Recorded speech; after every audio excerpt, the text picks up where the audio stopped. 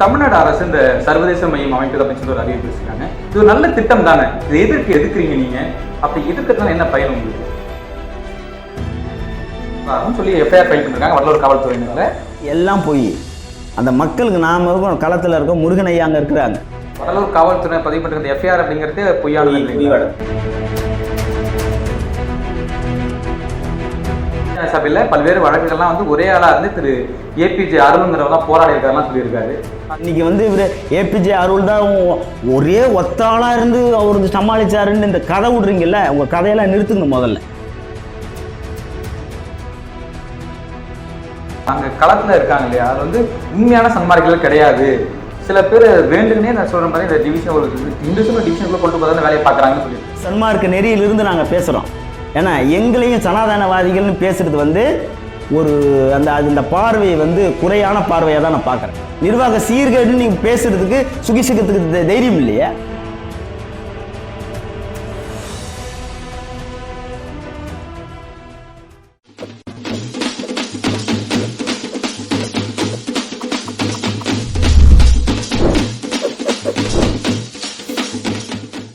தமிழர் கண்ணோட்டம் நேயர்களுக்கு அன்பு வணக்கம்.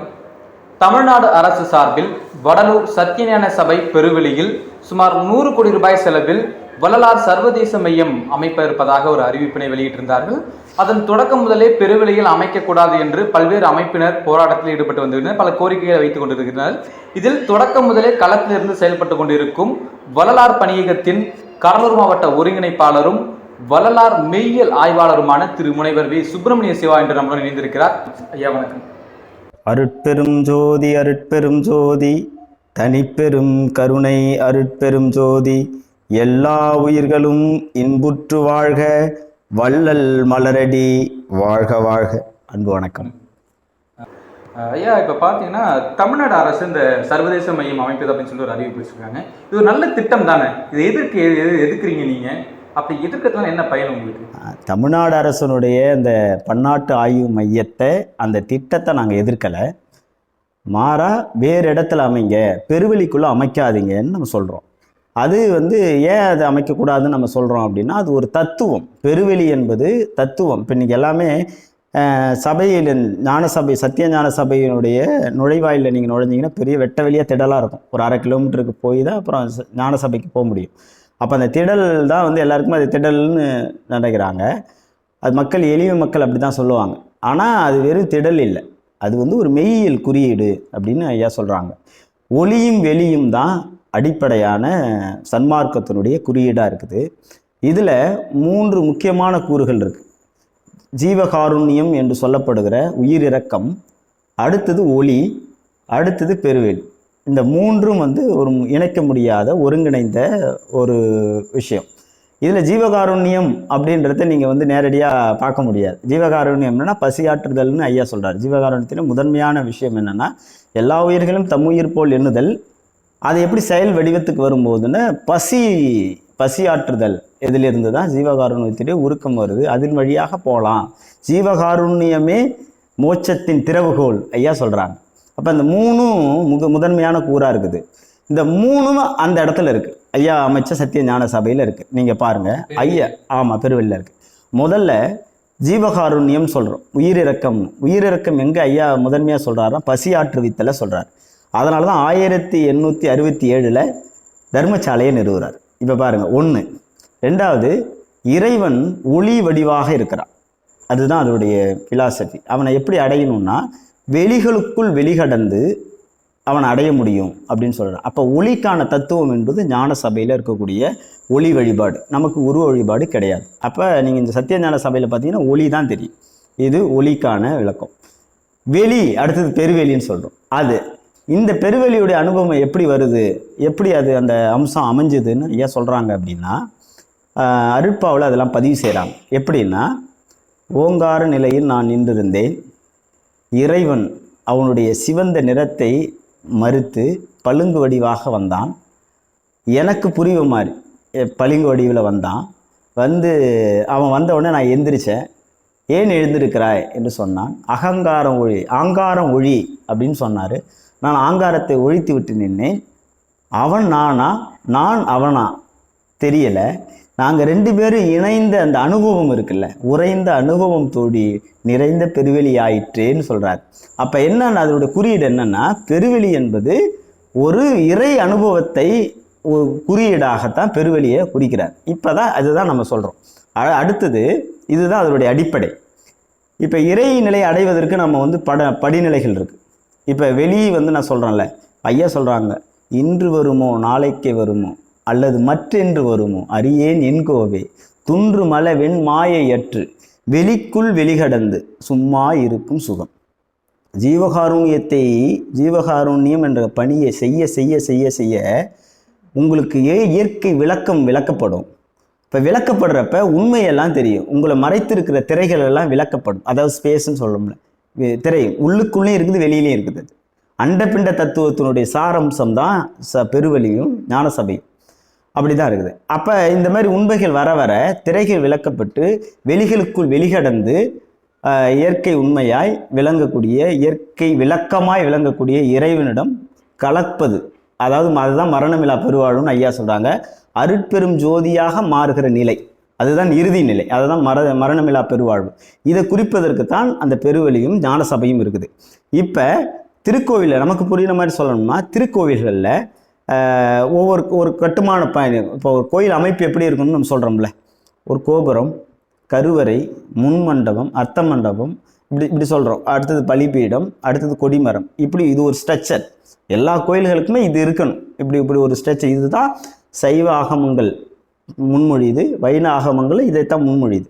இப்போ அது மாலே சமயங்களில் எப்படி முன்மொழியப்படுகிறதோ, ஆகமங்களில் எப்படி முன்மொழியப்படுதோ, அது மாதிரி சன்மார்க்க மெய்யியல்ல ஒரு விதிமுறைகள் இருக்குது.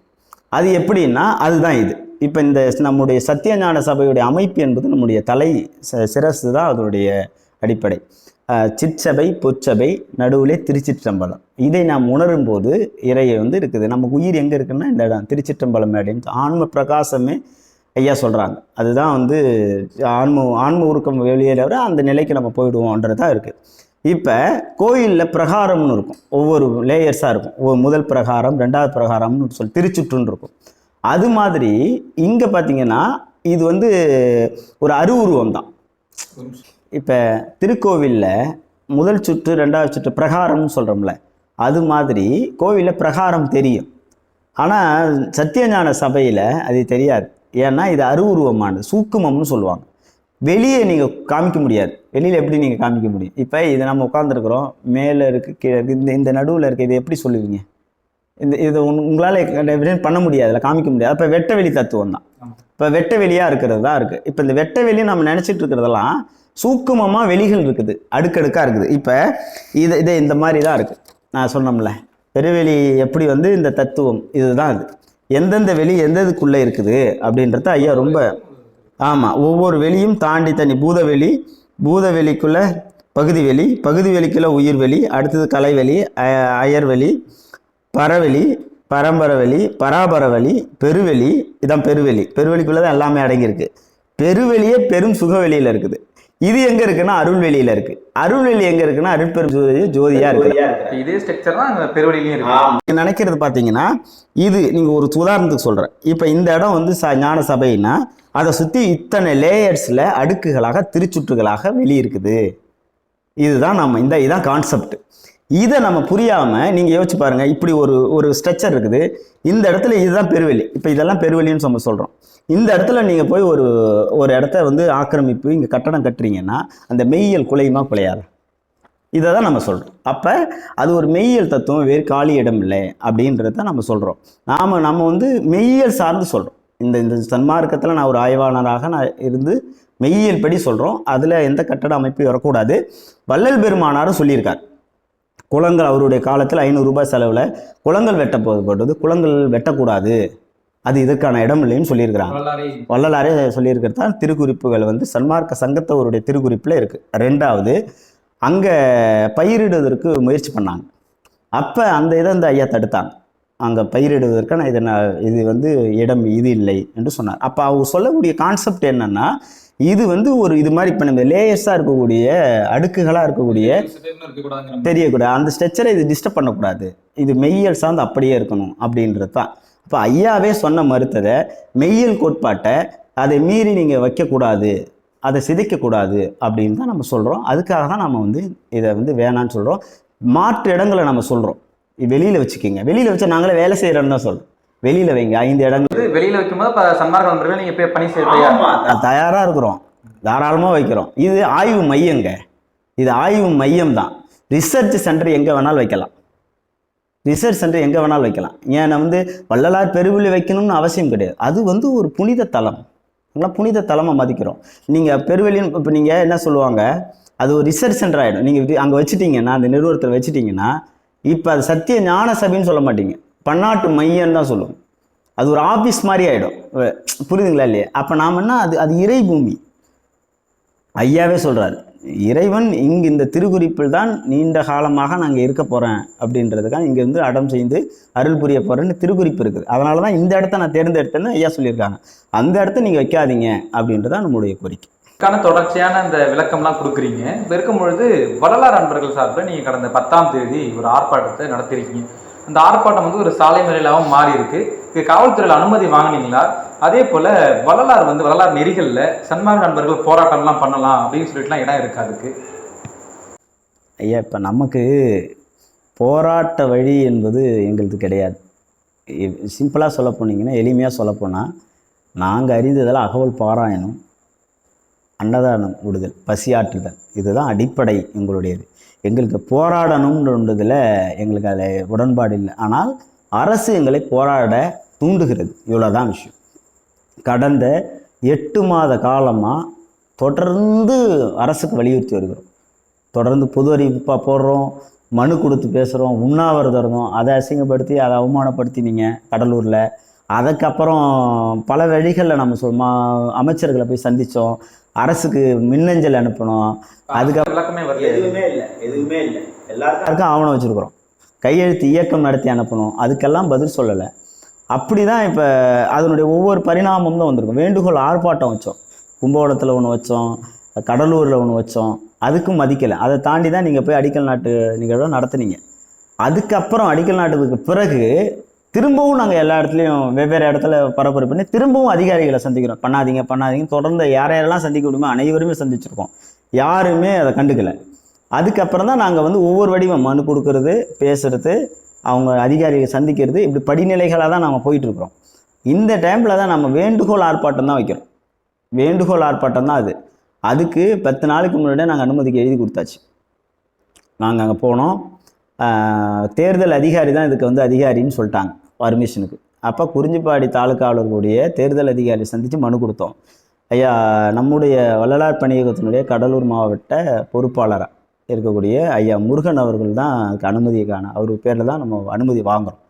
அங்கே நான் நம்முடைய பொறியாளர் பன்னீர்செல்வம் ஐயாலாம் போகிறோம். நாங்கள் 3 பேர் தான் அங்கே போகிறோம். அங்கே கேட்டால் நீங்கள் காவல் நிலையத்தில் கேளுங்க, எங்களுக்கு எலெக்ஷனுக்கு மட்டும்தான் பர்மிஷன் சொன்னாங்க. அதுக்கப்புறம் காவல் நிலையம் வந்தோம். காவல் நிலையத்தில் கேட்டால் இது வந்து நீங்கள் கடலூருக்கு போங்கன்னாங்க. கடலூரில் கலெக்டரேட்டில் போய் C1 செக்ஷனில் கொடுத்தோம். அது வந்து முடிஞ்சிச்சு. நான் ஃபார்வர்ட் ஆகிடும் சார், நீங்கள் தாலுகா அரசு நீங்கள் போங்கன்னு சொல்லிட்டாங்க. 4 நாள் கழித்து திரும்ப போகிறோம். அதை பார்த்துக்கலாம் சார், நான் அடுத்து சனிக்கிழமை போய் பார்க்குறோம், அப்பயும் என்னென்ன ஃபார்வர்ட் ஆகிடுச்சு சார் அப்படின்ட்டாங்க.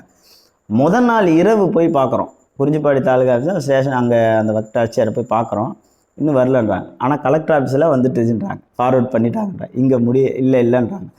அப்போ நீங்கள் ஒரு கூட்டம் நடத்தி அனுமதி கேட்குறோம்னா, நீங்கள் அனுமதி மறுக்கிறீங்க அப்படின்னா நீங்கள் கடிதம் கொடுக்கணும். அதான் இன்னைய வரைக்கும் நல்ல வரை சாதாரண ஆளுகளுக்கு தெரியுது. நீங்கள் அனுமதி கடிதமும் கொடுக்கல, அனுமதி இல்லைன்னு சொல்லலை. பொதுவாக நமக்கு என்ன நடக்கும்னா, அனுமதி மறுக்கப்பட்டால் தான் கடிதம் கொடுக்கப்படும். இதுதான் ப்ரொசீஜர். இல்லைன்னா அவன் விட்டுருவாங்க, இயல்பாக விட்டுருவாங்க. அதுதான் பர்மிஷன் கிடச்சிருச்சா அப்படியே அவங்க சொல்லணும். அனுமதி மறுக்குன்றது தான் உங்களுக்கு தகவல் சொல்லணும். அன்றைக்கி காலையில் வரைக்கும் நம்ம கடிதம் வரல, இன்னைய வரைக்கும் கடிதம் வரல, அது வேற மறுக்கப்பட்டது. அப்போ நாங்கள் சத்தியஞான சபை எதிர்ப்புறத்தில் அமைதியான வழியில் தான் சன்மார்க்க பெரியவர்கள் பல ஊர்கள்லேருந்து வந்திருந்தாங்க. அங்கே அமைதியான வழியில் தான் நம்ம பண்ணுறோம். ஆனால் இவங்க இல்லைன்னா நமக்கு அந்த 4 ரோட்லேயே, வடலூர் 4 ரோட்லேயே எங்களை தடுத்து நிறுத்தி ரொம்ப ஒரு அடக்குமுறை தான் எங்களை அந்தாட நகரத்தில். ஆமாம், வடலூர் காவல்துறை ரொம்ப இது பண்ணாங்க. அங்கேயே தடுத்து நிறுத்தி அங்கே போகக்கூடாது, இதை போகக்கூடாது அப்படின்னாங்க. அதுக்கு முன்னாடியே 7 மணிக்கெல்லாம் நம்ம நண்பர்கள், நம்மளுடைய தம்பிகள்லாம், வெளியூர்லேருந்து வந்திருந்த தம்பிகள்லாம் அங்கே தங்க விட்டு அந்த நிகழ்ச்சிக்கு வந்திருந்தாங்க, அந்த ஆர்ப்பாட்டத்துக்கு வந்திருந்தாங்க. அவங்கள 7:30க்கெலாம் அவங்கள அங்கே நின்றுட்டு இருந்தாங்க, பஸ் ஸ்டாப்பில் நின்றுட்டு இருந்தாங்கன்னு உடனே தூக்கிட்டு போய் இதில் சிலையில் வைக்கிறது. அதான் எதுக்குன்னா ஆர்ப்பாட்டம் அப்படின்னு. ஆர்ப்பாட்டத்துக்கு நீங்கள் பர்மிஷன் கொடுக்கணும்னு கொடுக்கணும் எதுவுமே சொல்லலை. மறுக்கப்பட்டது நீங்கள் சொல்லவே இல்லை. அதை கைது பண்ணதே தப்பு. அதுக்கப்புறம் முருகன் ஐயா போய் கேட்குறாரு. அப்புறம் அவங்களே அரெஸ்ட் பண்ணி 8 மணிக்கெலாம் அங்கே வச்சுட்டாங்க. நாங்களாம் அப்போ தான் வந்துட்டுருக்கோம். அதுக்கப்புறம் யாரையுமே உள்ளே விடாமல் இப்போ அங்கே இருந்தவங்களுடைய போகிற வரவங்கெல்லாம் சபைக்குள்ளே சாமி இது தரிசனம் பார்க்க சாதாரண வந்த அன்பர்களே கூட காவல், நீங்கள் அந்த காணொலியெல்லாம் பார்த்துருப்பீங்க, ஒரு ஐயாவை வந்து ஜீப்பில் தூக்கி போட்டு இருக்குது. அதெல்லாம் வயசானவங்களை பாவம் இல்லையா? அதெல்லாம் நாங்கள் என்ன செஞ்சோன்னு கேட்குறேன். என்ன செய்கிறோம்? உங்களை நான் வன்முறையில் ஈடுபடுறோமா? அமைதியாக இந்த இடத்துல இது எங்களுடைய எங்களுடைய நம்பிக்கையாக இருக்குது. அதை நீங்கள் சிதைக்காதீங்கன்னு அறவையில் தானே செய்கிறோம். இதுக்கு போய் அவ்வளோ போகுது. அதே மாதிரி நம்ம தெய்வத்தமிழ் பேரவையினுடைய ஒருங்கிணைப்பு ஐயா மணியரசன் அவர்களுடைய தலைமையில் தான் அந்த ஆர்ப்பாட்டத்துக்கு, வேண்டுகோள் ஆர்ப்பாட்டத்துக்கு நம்ம வச்சுருந்தோம். அந்த 4 ரோட்லேயே நம்மளை நிறுத்திட்டாங்க. 4 ரோட்லேயே நிறுத்தி அங்கேவே எல்லாருமே கைது பண்ணோம். நாங்கள் என்ன சொன்னோம், நாங்கள் போகிறோம் அப்படின்னு சொன்னோம். அப்போ தான் அந்த நாங்கள் எங்கள் பெருவெளியே கையை வைக்க வெளியேறணும். அதுதான் நீங்கள் வேறு இடத்துல வச்சுக்க, அங்கே வைக்காதீங்கன்னு சொல்லலாம். நான் என்ன சொல்கிறேன், இது அரசு எங்களை அன்னைக்கே அழைச்சி பேசி இது மாதிரி செய்ய மாட்டோம்னு நீங்கள் பேசியிருந்தீங்கன்னா இந்த போராட்டத்துக்கு எந்த தரப்பு அரசு தரப்பு பேசி வரல, இது வரைக்கும் பேசலை. ஆனால் வேலை நடந்துக்கிட்டே இருக்குது. இது என்னன்னு அப்போ எங்களை மதிக்கலை, சன்மார்க்க மெய்யலை நீங்கள் அழிக்க துடிக்கிறீங்கன்னு தான் நான் நினைக்கிறேன். ஏதோ நான் இப்போ அது எங்களுடைய தாய் நிலங்க, தாய் நிலம் எங்களுக்கு கருவூல மாதிரி. அதை நீங்கள் அழிச்சிக்கிறீங்கன்னா நாங்கள் பார்த்துக்கிட்டலாம், நாங்கள் சும்மா இருப்போம்னு நினைக்கிறீங்களா? அற வழியில் போராடிட்டு இருக்கிறோம். ஒன்றும் இல்லை. நாங்கள் இன்னை வரைக்கும் பாருங்கள், வேண்டுகோள், இன்னைக்கு வேண்டுகோள் ஆர்ப்பாட்டம் தான். எங்கள் அன்பர்கள்லாம் சொல்லுவாங்க, ஐயா ஆர்ப்பாட்டம் போடாதீங்க, ஏன்னா ஆர்ப்பாட்டம் அதுவே ஒரு வன்முறையாக இருக்குதுங்க, அதனால் ஆர்ப்பாட்டம் போடாதீங்க அப்படின்னா. அப்படிப்பட்டவர்கள் தான் இன்னைக்கு வந்து நிற்கிறோம், தெருவில் நிற்க வைக்கிறான். எங்களை தெருவில் நிற்க வச்சு தமிழ்நாடு அரசு தான். இதுதான் உண்மை, யதார்த்தம் தான். அதனால் எந்த ஜனநாயக மொழியும் நாம் போராட்டத்துக்கு உரிமை உண்டு இல்லை. நாங்கள் ஒரு நெறியை பின்பற்றுறோங்க, அந்த நெறியில் நீங்கள் மீறப்படுறப்ப நாங்கள் ஒரு நெறியை சார்ந்திருக்கிறவங்க என்பதனாலே இதை செய்யக்கூடாதுன்னு சொல்கிறது உரிமை எங்களுக்கு உண்டா இல்லையா?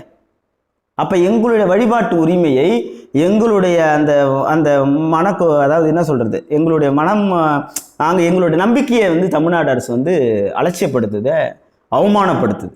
இதை தான் நாங்கள் ஒரு குற்றச்சாட்டு. நீங்கள் இப்போ வந்து நீங்கள் இந்த வரலாறு நண்பர்கள்னாலே ஒரு அமைதியானவங்க அப்படிங்கிற விஷயத்த சொல்கிறீங்க. ஏன்னா கடந்த 8ஆம் தேதி வந்து பார்வதிபுரம் மக்கள் வந்து அந்த தோண்டப்பட்ட குழிகளை இறங்கி போராட்டம் பண்ணாங்க இல்லையா? இப்போ அதில் என்னன்னா, அங்கே வேலை பார்த்துட்டு இருந்த அந்த மேனேஜர் உட்பட அந்த ஜேசிபி ஓட்டுநர்லாம் வந்து கீழே இறங்க சொல்லி தாக்கம் உட்பட்டதாகவும், அதே போல் அந்த மேனேஜர் வந்து தகாத வார்த்தைகளை திட்டினாங்க. அதே போல் வந்து நீங்கள் தோண்டிகிட்டே இருந்தீங்கன்னா உங்களை கொண்டு இந்த குழியிலே நாங்கள் புதைச்சிடும் சொல்லிட்டு இந்த 20 பார்வதிபுரம் மக்கள் உட்பட அந்த சன்மார்க்க நண்பர்கள்லாம் சொன்னதாகவும் சொல்லி எஃப்ஐஆர் ஃபைல் பண்ணியிருக்காங்க வடலூர் காவல்துறையினரில். இது என்னன்னு பார்த்தீங்கன்னா, உங்களுடைய வரலாறு பணியகத்தை சார்ந்த திரு முருகன் அவர்கள் பேர்லையும் வழக்கு பதிவு, இந்த 20 பேர் பேர் பண்ணிருக்காங்க. அதில் உங்களுடைய முருகன் அவர்கள் பேர்லையும் வழக்கு பதிவு பண்ணப்பட்டிருக்கு. நீங்கள் எப்படி பார்க்குறீங்க? இது ரொம்ப அராஜகம், இது ரொம்ப அராஜகம். அரசு வந்து மீண்டும் தவறு செஞ்சுக்கிட்டே இருக்கிறாங்க. அந்த மக்கள், பார்வதிபுரம் மக்கள் கொடுத்த நிலம்தான் 80 காணி நிலம். அவர்களுக்கு அதில் உரிமை இருக்கிறது. அவர்களுக்கு மட்டும் இல்லை, உலகத்தில் இருக்கிற ஒத்தவசம் அந்த இடம் உரிமை.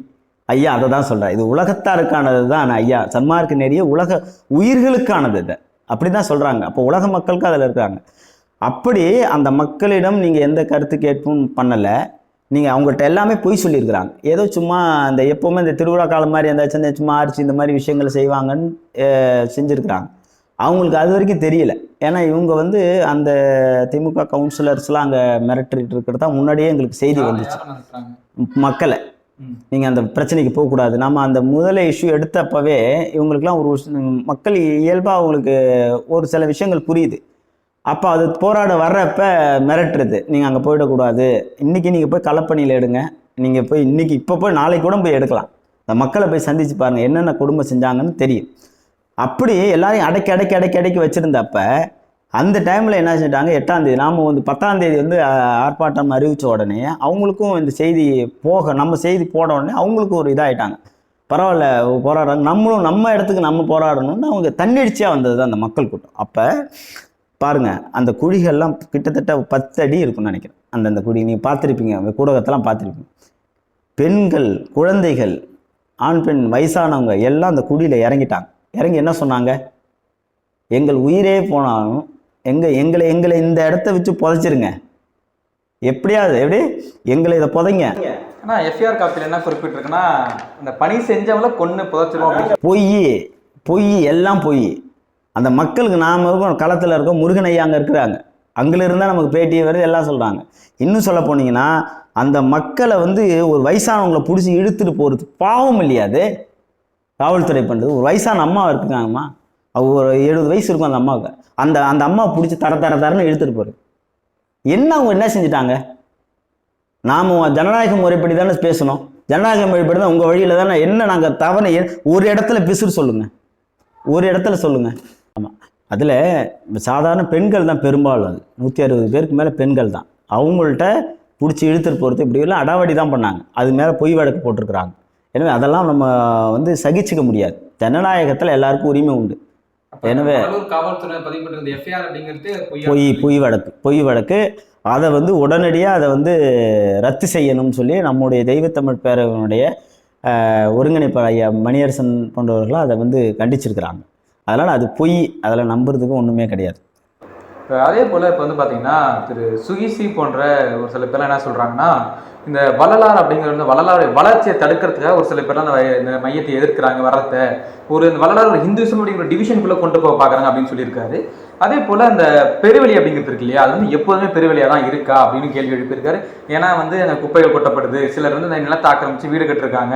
அதே மாதிரி வந்து இந்த விழா காலங்கள் என்ன பண்ணுறாங்கன்னா ஒரு 400 கடைகளுக்கு மேலே எல்லாம் கடை போடுறாங்க, எப்போதுமே அந்த நிலம் வந்து இதாக தான் இருக்கா அப்படின்னு கேள்வி எழுப்பியிருக்காரு. அதே போல் இந்த வரலாறு மைய சபையில் பல்வேறு வழக்குகள்லாம் வந்து ஒரே ஆளாக இருந்து திரு ஏபிஜே அருள்ங்கிறவங்க போராடி இருக்காருலாம் சொல்லியிருக்காரு. அது என்ன? நான் வந்து சுகிசிவம் ஐயாவெல்லாம் நாங்கள் ரொம்ப மதிக்கிறோம். ஏன்னா ஒரு ஒரு புதிய தலைமுறையை அவர் பார்த்து வியந்த காலம்லாம் உண்டு.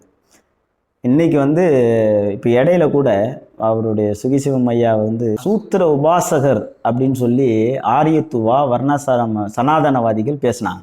அதெல்லாம் கண்டித்து பேசியிருக்கேன் நான் அவரை. என்ன இதெல்லாம் சுகிசிவ ஐயாவை இப்படிலாம் பேசக்கூடாது, இந்த காலத்துலேயும் இந்த சனாதனம் பேசுகிறதெல்லாம் சூத்திரன்னு சொல்கிறதெல்லாம் இதெல்லாம் என்ன அநியாயம் இல்லையாது, அதெல்லாம் பற்றி நாங்களாம் கண்டித்து பேசியிருக்கிறேன். அப்படி பேசுகிறவங்க தான் இன்றைக்கி வந்து சுகிசிவம் அவர்களுடைய அந்த கேள்விகளுக்கு பதில் சொல்ல வேண்டியது இருக்குது. இதை எப்படி நான் பார்க்குறேன் அப்படின்னா, இந்த பெருவெளி சிக்கலில் ஆரம்பத்திலிருந்து தொடர்ந்து நான் அந்த களத்தில் இருக்கிறவன், அந்த மெய்யல் சார்ந்து பேசக்கூடியவன் என்ற முறையில் இன்னொரு விஷயம் சொல்கிறாருன்னா, அங்கே களத்தில் இருக்காங்க இல்லையா, அது வந்து உண்மையான சன்மார்க்கிகள் கிடையாது. சில பேர் வேண்டுங்கன்னே நான் சொல்கிற மாதிரி இந்த டிவிஷன் ஹிந்துசம் டிவிஷனுக்குள்ளே கொண்டு போய் வேலையை பார்க்குறாங்கன்னு சொல்லியிருக்காரு. அதான் அதனால் இப்போ நான் அவருக்கு பதில் எப்படின்றது, இதுக்கு வந்து இவருக்கு நான் ஒரு மெய்யல் சார்ந்தும் சரி, அந்த களத்தில் இருக்கிறவன் அந்த இஷ்யூவில் எந்த பிசும் வரக்கூடாது என்பதை அந்த பொறுப்பில் இருந்து தான் அவருக்கு நான் பதில் கொடுக்கணும்னு நினைக்கிறேன். அவங்க ஐயா சொல்கிறாங்க, முதல் வார்த்தையே வந்து அவர் பேசுகிறப்ப அந்த பேச்சு ஒரு செயற்கைத்தனமாக இருக்குது. நானும் அவருடைய பேச்சு நிறைய கேட்டிருக்கிறேன். ஒரு போலிகள் நிறைந்த, நிறைய பொய் நிறைந்த பேச்சாக தான் அது இருக்குது. நான் ஐயாட்டேருந்து அந்த அப்படியான பேச்சை நான் எதிர்பார்க்கவே இல்லை. அதான் உண்மை. அவங்க சொல்கிறாங்க, அந்த பெருவெளி வந்து பெருவெளியாக தான் இருக்குதா, அங்கே போனேன், அங்கெல்லாம் குப்பைகள் கடந்தது போட்டிருக்காரு. அதான் அவர் போனேன், அந்த பெருவெளி அசுத்தமாக வெளியாக இருக்குது, பார்த்தா ஒரு இடத்துல பாட்டில் இருக்குது, கொள்வது இதெல்லாம் இருக்குது அப்படின்னு சொல்லி, இதெல்லாம் என்னது அப்படின்னு கேட்குறாரு. நம்மளை பார்த்து அந்த கேள்வி கேட்குறாரு. உண்மையிலே ஐயாவுக்கு தெரிஞ்சு கேட்குறாரா தெரியாது கேட்குறாரா எனக்கு தெரியல. என்னென்னா 1938 இன்று வரையில் கிட்டத்தட்ட 80 ஆண்டுகள் அறநிலைத்துறையின் கீழ் தான் அந்த சத்திய ஞான சபை பெருவெளியில் இருக்குது. அந்த பெருவெளியை சுத்தமாக வச்சுக்க கொள்றது யாரு? குப்பையை கொட்டுறது யாரு? அரசு தானே கொட்டுது. அதை நீங்கள் நிர்வாக சீர்கேடுன்னு தானே, அது சீர்கேடு தானே. அதே மாதிரி மது பாட்டிலெல்லாம் கிடக்குது. சரி, மது பாட்டில் கிடக்குது, யார் மது விற்கிறா? நாங்கள் குடிச்சிருந்து போடுறோமா? அந்த பெருவெளியை நம்ம புனிதமாக பார்க்குறோம். அந்த வெளியில் நீங்கள் வந்து சுத்தம் பண்ணுறது கூட உங்களுக்கு தகுதி இல்லை. நிர்வாக சீர்கேடு நீங்கள் அறிவிச்சிருக்கணும், சொல்லியிருக்கணும். நாங்கள் என்னையா நம்ம அறநிலைத்துறையின் கீழ் இருக்குது, இப்படி குப்பையும் கொள்ளையுமா வச்சுருக்கீங்களே அப்படின்னு. அப்போ தான் ஏதோ சும்மா போய் பார்த்தாராம். ஒரு முறை ஏதோ பிரச்சனை நடக்குதே, ஒரு முறை போய் பார்க்கணுன்னா, ஏன் அம்மா நாள் வரல நீங்கள்? இப்போ மட்டும் வருதுக்கான என்ன உங்களுக்கு ரகசியம் இருக்குது? என்னென்ன கலவர நேரம் பார்க்க வந்திருக்கு. அப்படி நான் தான் சொல்கிறேன். இப்படி அந்த விஷயங்கள்லாம் இது ஒன்று சொல்கிறார். இது வந்து நம்மளை கேட்க வேண்டிய கேள்வி நம்ம கிடையாது. எல்லாம் அறநிலையத்துறையை பார்த்து நீங்கள் கேட்க வேண்டிய கேள்வி. ரெண்டாவது, நல்லது செய்கிறாங்களாம். அதாவது சுகிசிவையாவுக்கு பேச கற்றுக் கொடுக்க வேண்டியதில்லை, அப்படியே நயமாக பேசுறது இருக்குல்ல, அவ்வளவு வன்மமான பேச்சு மாதிரி தான் எனக்கு தெரியுது. என்னமோ சன்மார்க்கிகளில் சுத்தவர்களும் இருக்கிறார்கள், லேகியம் விற்கிறாங்கோ, வித்த காமிக்கிறாங்கோ. என்ன நக்கலுன்னு கேட்குறேன். என்ன நக்கல்? என்ன சன்மார்க்கெல்லாம் உங்களுக்கு இலக்காரமாக இருக்குதா? சொல்லுங்கள், இலக்காரமாக இருக்குதா? அதே மாதிரி அந்த ஆக்கிரமிப்பெல்லாம் இருக்குது, அதெல்லாம் இந்த அறநிலையத்துறை மட்டுமா காரணம்? அது குழந்த மாதிரி இது. இதெல்லாம் வந்து லாஜிக்காக ஐயாவுடைய தரத்துக்கு இந்த பேச்செல்லாம் வந்து சல்லித்தனமான பேச்சு. இதெல்லாம் சல்லித்தனமான பேச்சு. இதுக்கு மட்டும் அவர்கள் மட்டும்தானா, அறநிலையத்துறை மட்டும்தான் காரணமான? உங்கள் கட்டுப்பாடில் தான் யார் இது இருக்குது? அதிகாரம் யார் கையில் இருக்குது? சன்மார்க்கின் கையில், எங்கள் கையில் இருக்குதா? உங்கள் கையில் வச்சுருக்கேன், நீங்கள் தான் அதை பார்க்கணும். கிட்டத்தட்ட 80 ஆண்டுகள் ஆயிடுச்சு. 80 ஆண்டுகள் ஆயிடுச்சுங்க அந்த அரசு கட்டுப்பாடில் வந்து அந்த இடத்த நீங்கள் ஆக்கிரமிப்பு, அதாவது ஆக்கிரமிப்பை களைவது யாருடைய பொறுப்பு இருக்கு? அவர்களுடைய பொறுப்பு தான். நீ வந்து அந்த பெருவெளியை கிளீனாக வச்சிருக்கணும். நிர்வாக சீர்கேடுன்னு நீங்கள் பேசுறதுக்கு சுகிசுகத்துக்கு தைரியம் இல்லையே. சன்மார்க்கு மேலே பழி போறீங்க, சன்மார்க்கத்தை இழிவு பண்ணுறீங்க, இந்த போராட்டத்தை கொச்சப்படுத்துறாருங்க. ஏதோ ஒரு சூழ்ச்சி பண்ணுறாங்க. இல்லை இருக்கிறவங்க மதவாதிய, இல்லை மத வெறியர்களா? என்னன்னு கதைன்னு கேட்குறேன். சன்மார்க்கெல்லாம் இருக்காங்க. அதாவது இன்னொரு விஷயம் இதில் இருக்குது. நாம் வந்து அவர் ரொம்ப நக்கல் நையாண்டி அடிச்சுலாம் அவர் ஐயா வந்து பேசுகிறாரு. அது இதெல்லாம் நல்லதுக்கு கிடையாது. இந்த ஒரு நல்ல அறம் சார்ந்த மெய்யியல் சார்ந்து போராடுகிற இந்த நான் கேட்குறேன், மெய்யியல் சார்ந்து வந்து நீங்கிட்ட வாதம் பண்ண தயாராக இருக்கீங்களா கேட்குறேன். வாங்க பேசுவோம். அருட்பாவோட நான் வரேன், பேசுவோம் வாங்க. என்னமோ உங்கள் இஷ்டத்துக்கெல்லாம் நீங்களாம் பேசிட்டு இருக்கக்கூடாது. என்ன நியாயம் இருக்குது? எப்பொருள் யார் யார் வாய் கேட்பினும் அப்பொருள் மெய்ப்பொருள் காண்பது அறிவு. தெரியாத சுகிசிக்கிறதுக்கு அங்கே யார் ஃப்ரண்ட்ல யார் நிற்கிறா? இன்னைக்கு வந்து வள்ளலார் பணியகம் நிற்குது, தெய்வத்தமிழ் பேரவை நிற்குது, உண்மையான சன்மார்க்க அன்பர்கள் நிற்கிறாங்க, மெய்யியல் சார்ந்து பண்ணுறாங்க. இவங்களாம் கட்சிக்காரங்களா? சரி, முன்னாள் முதல்வர் எடப்பாடி அதை கண்டித்து அறிக்கை விட்டுருக்காங்க. பாமக நிறுவன ஐயா மருத்துவர் ராமசார் அதை வந்து நம்ம சன்மார்க்க கோரிக்கை சரியான கோரிக்கைன்னு அறிக்கை கண்டிச்சிருக்கிறாரு. நாம் தமிழர் ஒருங்கிணைப்பாளர் அண்ணன் சீமான் அதை அறிக்கை கொடுத்துருக்காங்க. டிடிவி தினகரன் ஐயா அறிக்கை கொடுத்துருக்காங்க. பழ நெடுமாறன் ஐயா கண்டித்து அறிக்கை கொடுத்துருக்காங்க, அந்த பெருவெளியில் கூடாதுன்னு சொல்லி. இவங்க எல்லாமே இப்போ இவங்க சொன்னவங்க எல்லாருமே வந்து சூழ்ச்சிக்காரங்களா? அதே போல் பாருங்க, பெருவெளியில் இன்னைக்கு சுத்த சன்மார்க்கி நிலையில் இருக்கக்கூடியவங்க திருப்போரூரில் வேலைக்காரன் ஐயா 40 ஆண்டுகளா சோறு இல்லை, வெந்நீரை குடிச்சிட்டே உயிர் வாழக்கூடியவங்க இன்னைக்கு போய் பார்க்கலாம். அவர் நிற்கிறார் களத்தில். அவர் சூழ்ச்சிக்காரன்றீங்களா? சூழ்ச்சிக்கார யார்? நீங்கள் அரசு சூழ்ச்சி அரசு. நீங்கள் அவங்க சார்பில் தான் நீங்கள் சுகிசிவம் பேசுகிறாரு. சுகிசிவமே சூழ்ச்சிக்காரன் தான் நான் சொல்லுவேன். சூழ்ச்சிக்காரனுக்கு வந்து ஒருத்தன் சப்போர்ட் வாங்குறாருன்னா அவர் யார்? சூழ்ச்சி தானே அர்த்தம். இன்னைக்கு சொல்றேங்க, அறநிலையத்துறையில ஏதாவது வெளிப்படையான அறிக்கை உண்டா உங்களுக்கு? சொல்லுங்க, ஒரு அறிக்கை, வெளிப்படையான அறிக்கை. நாங்க போய் இந்து சமய அறநிலையத்துறையை போய் சந்திக்கிறோம்.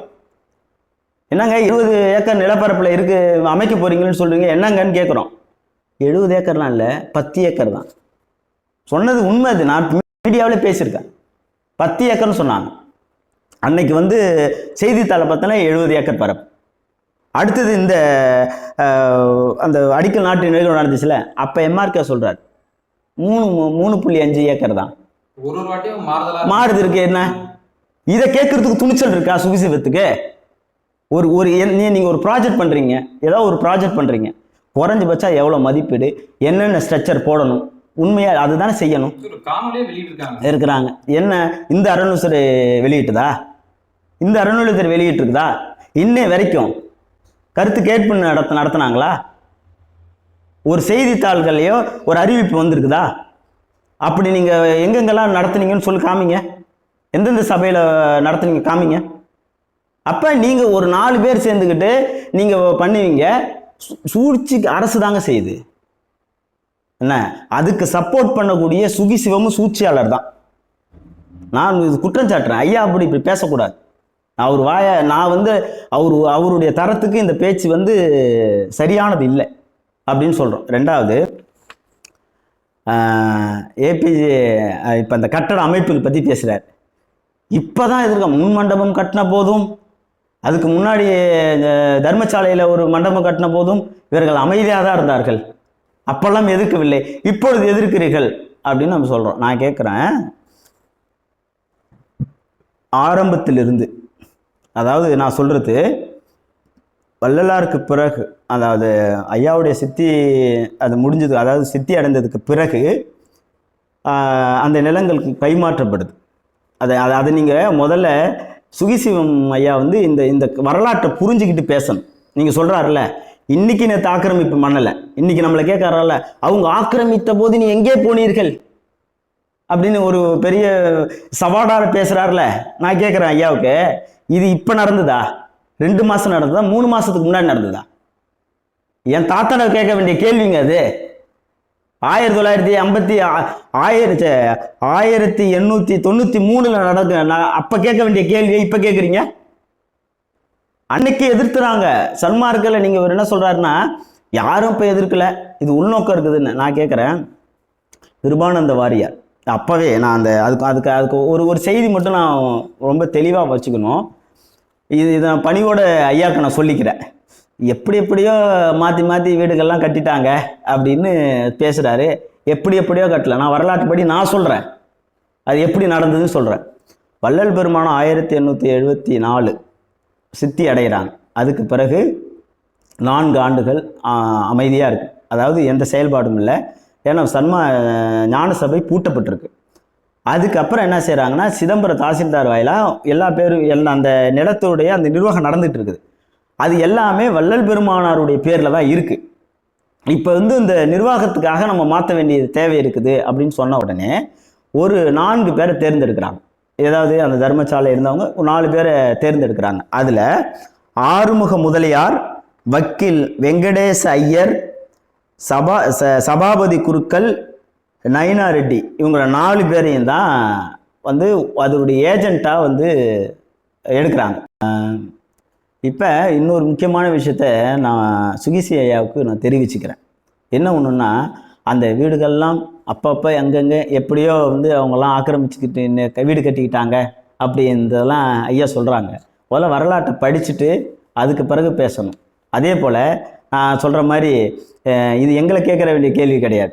அதெல்லாம் எங்கள் பாட்டனை கேட்க வேண்டிய, எங்கள் தாத்தனை கேட்க வேண்டிய கேள்வி. ஏன்னா இந்த ஆக்கிரமிப்பு எல்லாம் இப்போ நடக்கலை, 1893 காலகட்டத்தில் தான் நடந்தது.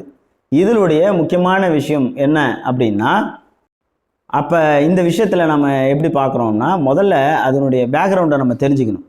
எப்படி வந்து பட்டா மாற்றப்பட்டது, எப்படி அவங்க ஆக்கிரமிப்புக்கு உள்ளானாங்கன்ற செய்தியை தெரியாமலே நம்முடைய சுகிசிவம் ஐயா பேசுறது வந்து சரியானது கிடையாது, முறையானது கிடையாது. அதுக்கு அவருக்கு இதன் மூலம் ஒரு விளக்கத்தை நம்ம கொடுக்குறோம். வள்ளல் பெருமானார் 1874 சித்தி அடைகிறாங்க. சித்தி அடைந்ததுக்கு பிறகு 4 ஆண்டுகள் ஞான சபை பூட்டியே தான் இருக்குது. ஆனால் தர்மசாலை இயங்கிக்கிட்டே இருக்குது. அப்போ நிர்வாகிகளுக்காக என்ன செய்கிறாங்க, எல்லா நிலத்துடைய இது வந்து நிலம் வந்து நம்முடைய வள்ளலார் பேரில் தான் இருக்குது. அப்போ அதை என்ன செய்கிறாங்கன்னா, அதை வந்து மாற்றி அமைக்கணும்னு சொல்கிறாங்க. அதுக்கு 4 ஏஜெண்ட்டை தேர்ந்தெடுக்கிறாங்க.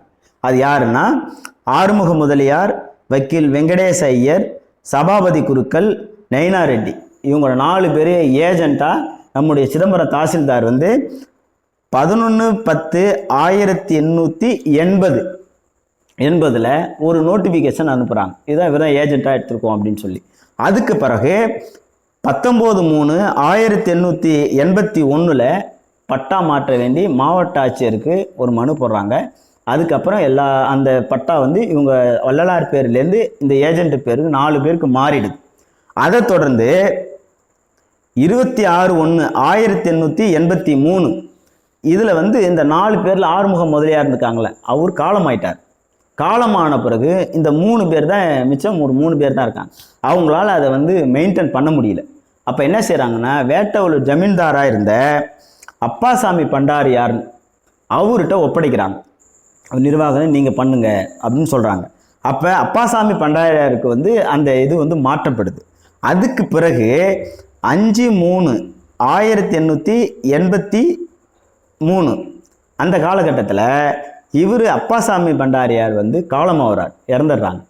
அதுக்கு பிறகு அவருடைய இப்போ அவருக்கு பிள்ளைக்கு தான் அடுத்தது வரணும், ஆனால் அவருக்கு பிள்ளை இல்லை. அப்போ என்ன செய்கிறாருன்னா அவருடைய தம்பி இருக்கார், அவர்கிட்ட என்ன சொல்கிறாரு, சக்கரையா ஜமீன் பொறுப்பு எடுக்கிறாரு. அப்போ அவங்கள்ட்ட கொடுக்குறாங்க, அந்த பொறுப்பை அவர்கிட்ட கொடுக்குறாங்க. அவரு தான் 6 ஆண்டுகளாக ஞானசபை, தர்மசாலை அந்த இடங்கள்லாம் அவர் தான் வந்து பராமரிக்கிறாரு, அதுக்கான வரியை செலுத்துகிறார்.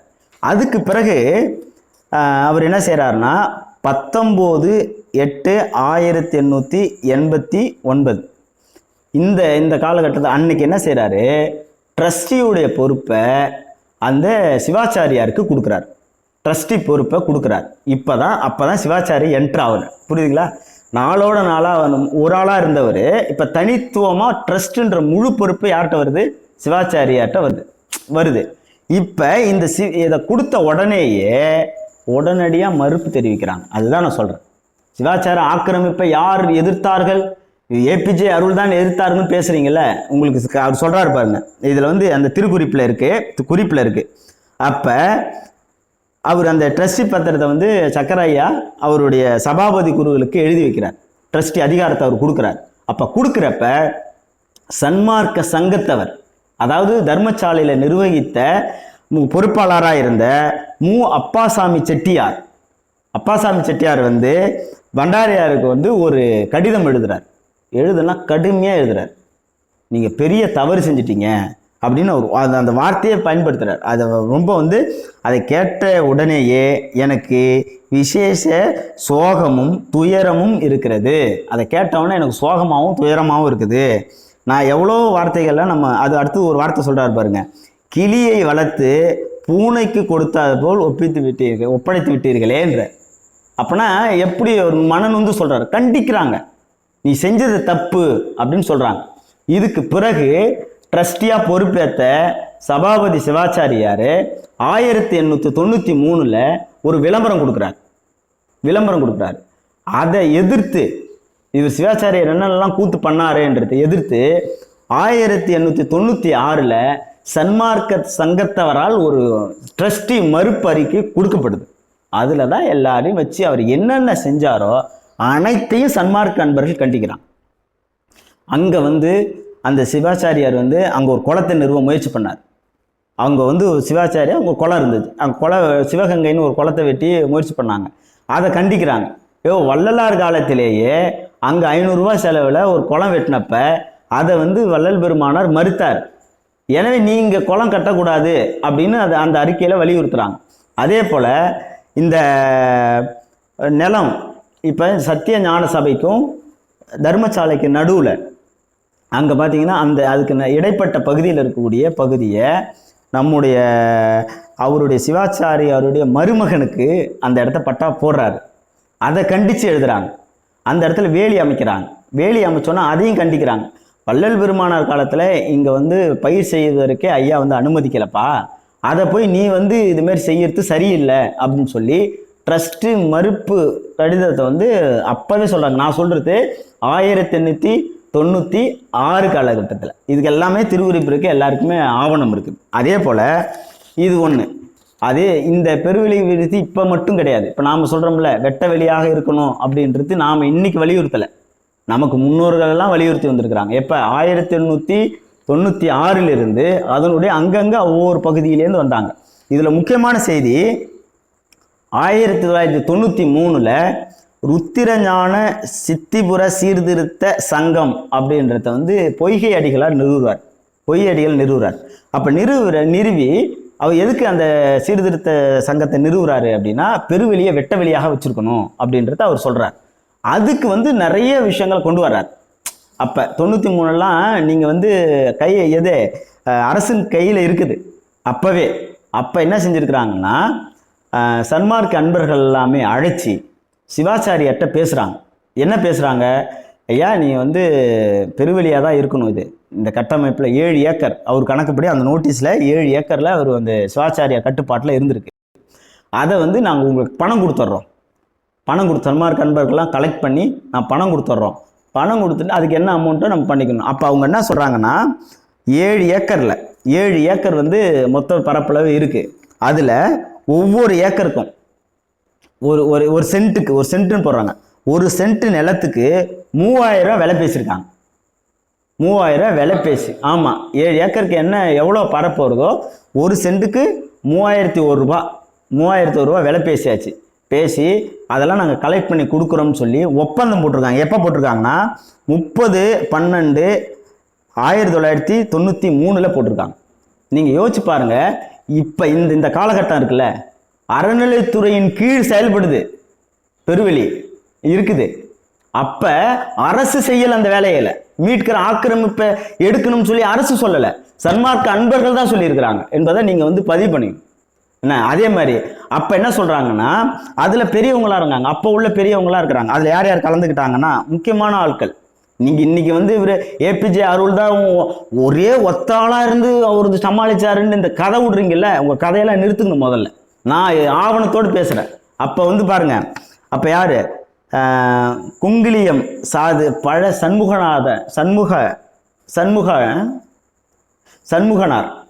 சண்முகனார் ஐயா இருந்திருக்காங்க, ஊரன் அடிகள் இருந்திருக்காங்க, பொய்கை அடிகளார் இருந்திருக்கிறாங்க, துறவி கந்தசாமி ஐயா இருந்திருக்கிறாங்க. இவங்களெல்லாம் சேர்ந்து தான் அதை எதிர்த்திருக்கிறாங்க. ஏதோ எதிர்க்கவே இல்லை, அந்த இதெல்லாம் அப்படியே விட்டுட்டாங்கன்னு சொல்றீங்களே, இதெல்லாம் பொய்யான தகவல், இதெல்லாம் தப்பு. வரலாற்றில் நீங்கள் வந்து அவர் வந்து சுகிசிவம் வந்து பொய் சொல்றாருன்னு தான் நான் ஆதாரத்தோடு பேசுகிறேன். அப்போ அந்த காலகட்டத்தில் எல்லாம் காசுலாம் கலெக்ட் பண்ணி முயற்சி நடந்துட்டு இருக்குது. அப்போ துறவி கந்தசாமி ஐயா சொல்கிறாரு, என்ன சொல்கிறாருன்னா அந்த கூட்டத்தில் ஐயாவுக்கு மக்கள் கொடுத்தது தான் இந்த 80 காணி வெட்டவெளி. இவர்கிட்ட வந்து ஐயாவுக்கு அவங்க கொடுத்தாங்க, இனாமா தான் கொடுத்தாங்க. ஐயாவுடைய நிலத்தை நீங்கள் ஏன் விலை கொடுத்து வாங்கணும், நான் நீதிமன்றம் போய் வழக்கு கொடுத்து அதன் மேல நம்ம மீட்டுடும் அப்படின்னு சொல்றாரு. அப்போ வந்து என்ன செய்யறாங்கன்னா அந்த விலை கொடுத்து வாங்கணும்னு சொல்லிருந்தாங்கல்ல, அதை நிறுத்துறாங்க. அந்த நிறுத்திட்டு நீதிமன்றத்துக்கு போறாரு. யாரு? துறவி கந்தசாமி ஐயா போறாங்க. அப்ப அவருக்கு வந்து வழக்கு பதிவு செய்யறாரு. இவங்க வழக்கெல்லாம் இல்லை, முதல் வழக்கு அவர் பதிவுப்பட்டது தான், அவரு தான் போடுறாரு. துறவி கந்தசாமி ஐயா தான் வழக்கு போடுறாரு, கடலூர்ல போடுறாரு. அது போட்டிருக்க அந்த நடைமுறை வந்துகிட்டு இருக்கிறப்பவே காலமாயிடுறாங்க. துறவி கந்தசாமி ஐயா காலமாயிடுறாரு. அதோட நின்றுடுது. அதுக்கப்புறம் அப்பையும் விடல, அப்பையும் இவங்க சிதம்பரம் அந்த சீர்திருத்த சங்கம் வந்து தொடர்ந்து செயல்பட்டுட்டே வருது. அதனுடைய ஒரு பகுதி தான் தொண்டர்குல பெருமாள் ஐயா வராங்க. அந்த சிவாச்சாரியாருக்கு எதிர்த்து அந்த வழக்கு போட்டவங்க குறிஞ்சிப்பாடி சுப்பிரமணிய ஐயா வராங்க. அந்த இடத்துல ஒரு உதவியாளருக்காக ஒரு ஹெல்ப் பண்றதுக்கு அந்த சட்டம் இதெல்லாம் ஓரளவு அந்த கொஞ்சம் பழக்கம் இருக்கிறதுக்காக உதவி செய்ய வந்தவர் தான் யாரு? ஏபிஜே அருளை தவிர அவர் வந்து எல்லாத்தையும் இது பண்ணலை. இன்னும் சொல்ல போனீங்கன்னா தீர்ப்பு வந்துருச்சு, அவனை வெளியேற்ற முடியல. சொல்றாருல, ஒத்தையால போய் நிறைவேற்றிட்டாரா? ஏபிஜே அருள் மட்டும்தான் நின்று அடிச்சாரா? தொண்டர்குல பெருமாள் ஐயாவோடைய 400 சன்மார்க்கர்கள் வந்து அங்க போராட்டம் பண்ணியிருக்கிறாங்க பெருவெளியில. இவர் ஒத்தையன்னைக்கு போராடல, அவ்வளோ பேர் நின்று எதிர்ப்பு தெரிவிச்சுதான் சிவாச்சாரியார் வந்து வெளியேற்றிருக்கிறாங்க. எனவே இந்த வரலாற்றை வந்து மறைக்கிற தனமா நீங்க சுகிசிவம் ஐயா பேசக்கூடாது. ஒன்று தெரிஞ்சுக்கிட்டு பேசணும். நீங்கள் வந்து அவர் கொடுத்ததை நீங்கள் ஒப்பிச்சிங்கன்னா இப்படி தான் வந்து நிற்கணும். எனவே நாம் வந்து நீங்கள் பேசுவதை சரியாக பேசணும். நீங்கள் வந்து உண்மைக்கு வந்து நாங்களாம் உங்கள் மேலே இருக்கக்கூடிய ஒரு மதிப்பு இருக்குது எங்களுக்கு, அதை வந்து ஐயா வந்து கெடுத்துக்க வேணாம் அப்படின்றதான் நம்ம சொல்கிறோம். இது வந்து தூய்மையான சன்மார்க்க அன்பர்களால், உண்மையான சன்மார்க்க அன்பர்களால் தான் இது நடத்தப்படுகிறத தவிர இது போலியான ஆட்கள் அப்படின்னு சொல்றதெல்லாம் வந்து சூழ்ச்சியான ஆட்கள்ன்றதெல்லாம் பொய் அப்படின்றத தெரிவிச்சுக்கணும். இன்னொரு விஷயம், அவர் ஒரு ரகசியத்தை சொன்னார்ல, நான் யாருக்கும் தெரியாத ஒரு ரகசியத்தை சொல்றேன், நானும் உங்களுக்கு ஒரு ரகசியத்தை சொல்றேன். சனாதனவாதிகள் 3 ஆண்டுகளுக்கு முன்னாடி நம்முடைய பெருவெளியில் ஒரு கேம்ப் போட வந்தாங்க. அதை சன்மார்க்க அறிஞர்கள் உங்க வேலையெல்லாம் இங்க வச்சுக்கூடாதுன்னு விரட்டி அடிச்சாங்க. ஆனால் இன்னைக்கு சனாதனவாதிகளை நிலை பெறுவதற்கு, பெருவெளிக்குள் நிலை பெறுவதற்கும், சன்மார்க்கத்துக்குள்ள வந்து புகுத்துவதற்கும் இன்றைக்கு இருக்கக்கூடிய ஸ்டாலின் தலைமையிலான திமுக அரசு தான் திறந்து விட்டிருக்கிறது என்கிற செய்தியை நீங்கள் தெரிஞ்சுக்கணும். சும்மா கிடையாது. நாங்கள் அதை எதிர்த்து சனாதனத்துக்கு எதிராக ஐயா வேதாகமங்கள்லாம் கடுமையாக பேசுகிறார். தூய சன்மார்க்க நெறியிலிருந்து நாங்கள் பேசுகிறோம். ஏன்னா எங்களையும் சனாதனவாதிகள்னு பேசுறது வந்து ஒரு அந்த பார்வை வந்து குறையான பார்வையாக தான் நான் பார்க்குறேன். அது அப்படி இல்லை. இது வந்து திட்டமிட்டு நம்மளை வந்து இந்த போராட்டத்தை மழுங்கடிக்கிற வேலையை செய்கிறாரு. உங்களுடைய பாவலா பேச்சுக்களுக்கெல்லாம் சன்மார்க்கிகள் மயங்க மாட்டார்கள், தமிழ் மக்கள் இயங்க மாட்டார்கள். எனவே எங்களுடைய தமிழருடைய உச்சபட்ச மெய்யியலாக இருக்கக்கூடிய சன்மார்க்க மெயிலை அழிக்கக்கூடாது. அதை தொடர்ந்து அந்த களத்திலே ஒரு சன்மார்க்க நெறியாளனாக ஒரு ஆய்வாளராக நாங்கள் நிற்போம். சன்மார்க்கில் நின்றே ஆவோம், பெருவழியை மீட்போம். அது இப்போ இதெல்லாம் ஒரு பக்கம் இருந்தாலும் இப்போ இந்த 10ஆம் தேதி ஆர்ப்பாட்டம் நடத்துனீங்க இல்லையா, அது மூலியமா ஒரு சின்ன வெற்றி போல தற்காலிகமாக நிப்பாட்டிலாம் வச்சிருக்காங்க. இப்போ இதற்கு அப்புறம் வள்ளலார் பணியகம் தெய்வத்தமிழ் பேரவையோட ஒரு அடுத்த ஸ்டெப்பான மூவ் அப்படிங்கிறது எப்படி இருக்கும், என்ன பண்ண போறீங்க? அதான் இப்போ வந்து உங்களுடைய வள்ளலார் நண்பர்களும் வந்து முன்னாடியே தமிழ் வெங்கையெல்லாம் வழக்கு போட்டிருக்காங்க. அதே போல உங்களுடைய பிஜேபி தலைமையில் ஒரு வழக்கு போயிருக்கு. அந்த வழக்கு போனதுக்கு பிறகு தான் இப்போ தமிழ்நாடு அரசு கேட்டுக்கிறாங்க. அதாவது நீங்கள் அங்கே பெருவெளியில் என்ன செய்ய போறீங்க, முதல்ல அதை சொல்லுங்க அப்படின்னு முதல் கட்டமாக அரசு நீதிமன்றம் விளக்கம் கேட்டிருக்கு. இந்த விளக்கம் வர 24ஆம் தேதி வரப்போகுது. அந்த விளக்கத்துக்கு என்ன சொல்கிறாங்கன்னு பார்த்துக்கிட்டு தான் நம்ம அடுத்த கட்டத்துக்கு நாம் வந்து நகரப்போம். கலந்து கொண்டது மிக்க நன்றி. அன்பு வணக்கம். இவ்வாறான பல செய்திகளை, பல சிக்கல்களுக்கு விடை கிடைக்கக்கூடிய செய்திகளை தமிழர் கண்ணோட்டம் வலைவழியில் வெளிப்படுத்தி வருகிறோம். இது தற்சார்பாக செயல்படுவதற்கு நிதி தேவைப்படுகிறது. இந்த நிதியை நம்முடைய மக்களாகிய நீங்கள் தான், இளையோரும் பெரியோரும் நண்பர்களும் தோழர்களும் சான்றோரும், நீங்கள் உங்களால் இயன்ற அளவு என்ன இயலுமோ அந்த நிதியை வழங்குமாறு அன்போடும் உரிமையோடும் கேட்டுக்கொள்கிறேன். உங்களுக்கு நன்றி உணர்வோடும் பொறுப்புணர்வோடும் தமிழர் கண்ணோட்டம் செயல்படும் என்பதை உறுதி தெரிவித்துக் கொள்கிறேன். நன்றி, வணக்கம்.